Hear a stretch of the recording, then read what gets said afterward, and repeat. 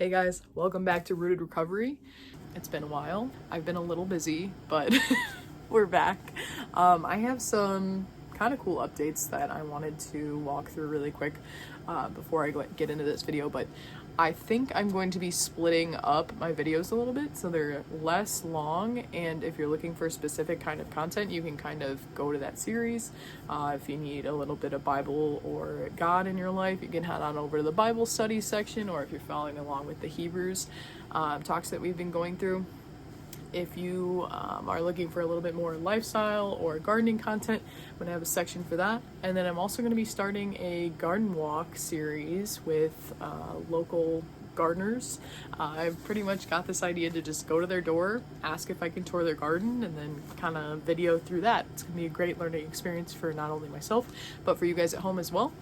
But yeah, so today's video is going to be my boyfriend and I building a trellis, a little garden update as well as a greenhouse update, and then I also attended and worked a tattoo convention with my good friend and tattooer Autumn.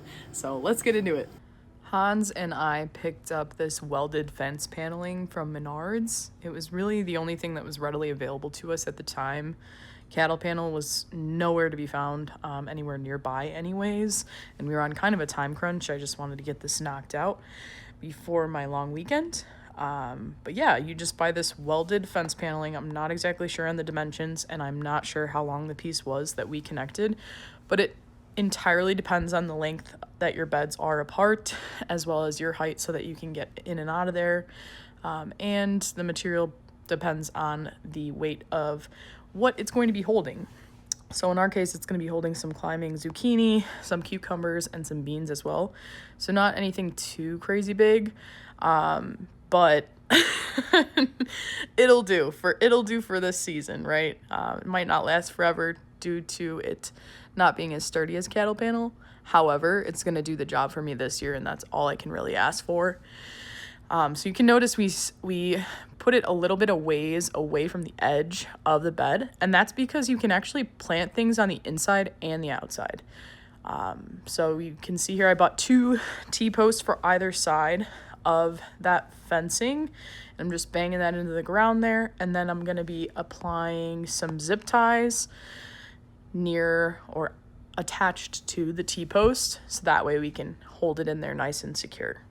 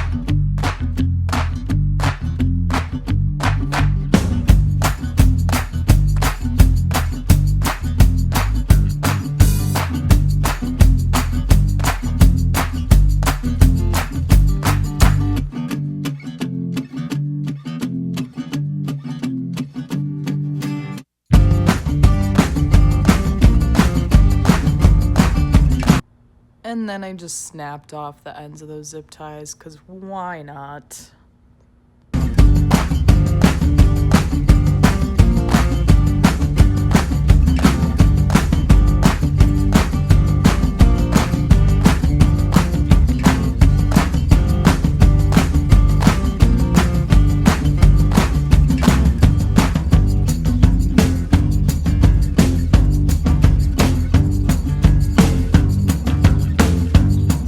Next, it was time to transplant our brassicas. My mom gave me some broccoli plants that I had to put outside.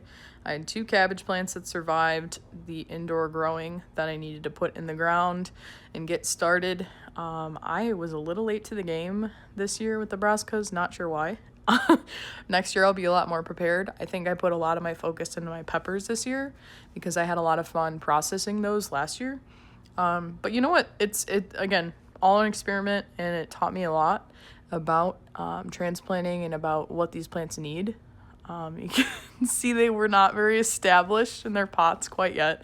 They ended up growing huge Did not produce any fruit. So again, another lesson. I'm just in a warmer, quicker type of climate right now, and definitely need to make adjustments to next year's planting schedule. But again, super great lesson I learned.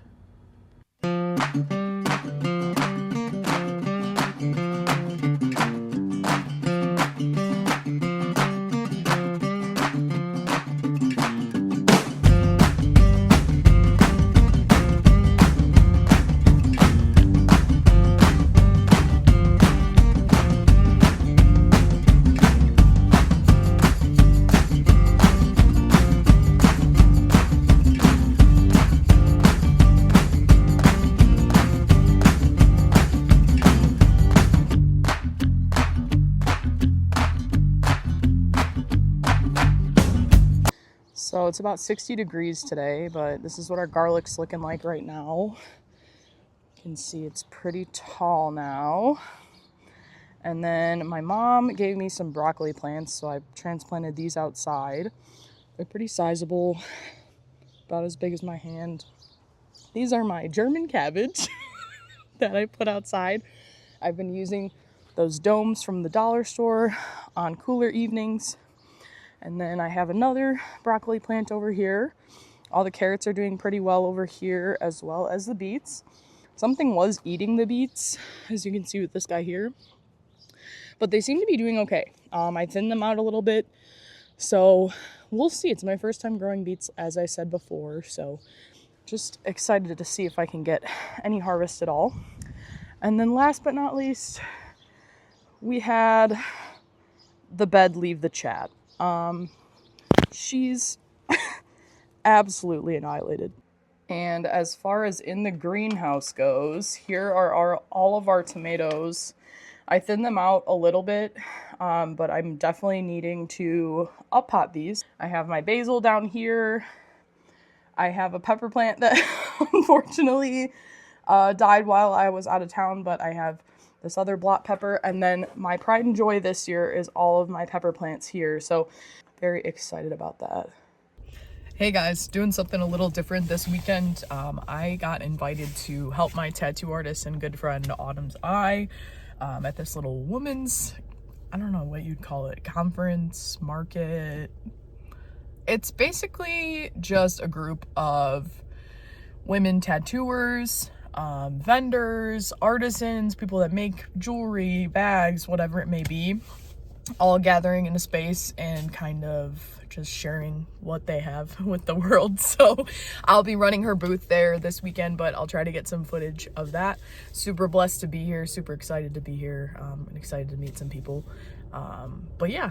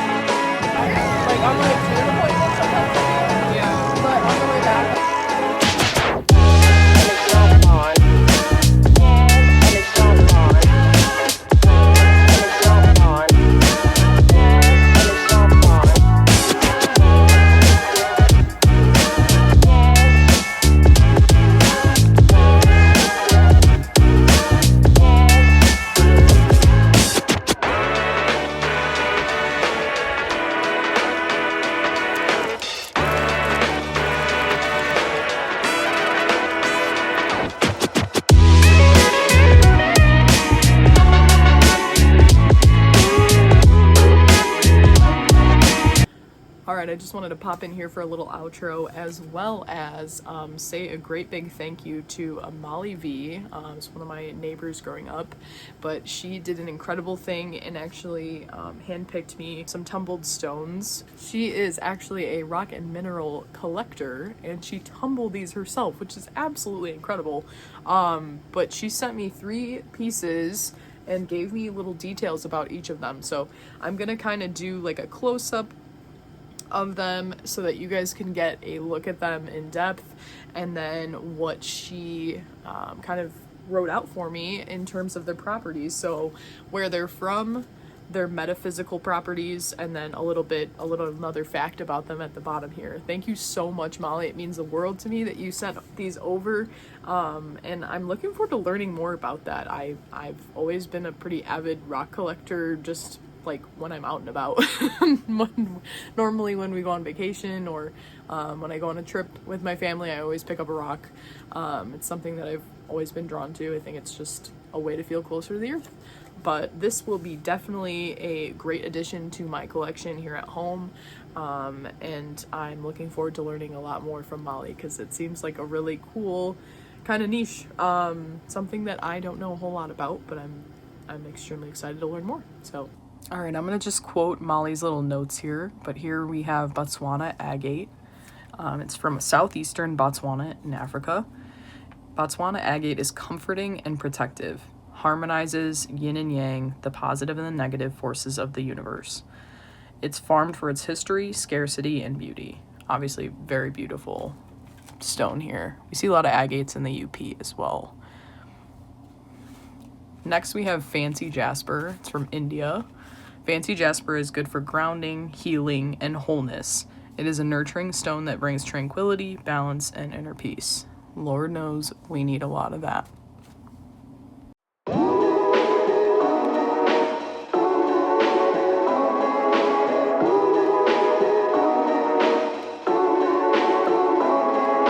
And lastly, we have Mozambique agate. It's found near Eswatini, or the Mozambique border. It radiates peaceful energy, protects emotional stability and security, and attracts strength and confidence.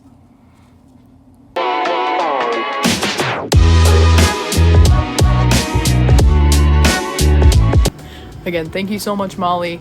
Thank you guys for watching, and I'll catch you guys in the next video. God bless.